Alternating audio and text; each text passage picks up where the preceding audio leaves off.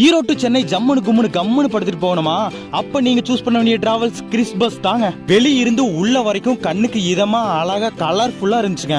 வெளிய மட்டும் கண்ணுக்கு இதமா செஞ்சு வச்சிருப்பாங்கன்னு பார்த்தா உள்ள தரமா செஞ்சு வச்சிருக்காங்க. நல்லா செஞ்சு வச்சிருக்கீங்கடா. நம்மளோட பர்த்தும் ஆடாம அசையாம அழுங்காம குலுங்காம சும்மா சூப்பரா இருந்துச்சுங்க. சூப்பர்னா சூப்பர் தாங்க. சூப்பருக்கு வேற ஏதாவது வார்த்தை இருந்தாலும் இதுக்கு பொருந்துமுங்க. பெட்டு கிட்ட எல்லாம் நல்லா தொட்டல்ல படுத்து ஆடிட்டு போற மாதிரி நல்லா இருந்துச்சுங்க. சார்ஜிங் போர்ட் ஒர்க் ஆச்சுங்க. தயவு செஞ்சு இதுல சார்ஜ் போடாதீங்க, வைரஸ் ஏறதுக்கு கண்டிப்பா வாய்ப்பு இருக்குங்க. ஏன்டா டுபாக்கூரு இந்த பஸ்ல குறைச்சலே இல்லையான்னு என்ன கேட்டீங்கன்னா குறைச்சல் இருக்குங்க. லைட் எரியலைங்க. நான் ஒருத்த மட்டும் இருந்ததுனால தரமணியில் விடுறதுக்கு பதிலாக வேளச்சேரியில விட்டாங்க. இது மாதிரி ஒரு சில குறை இருந்துச்சுங்க. குறைய பார்த்தா அது குறைதாங்க.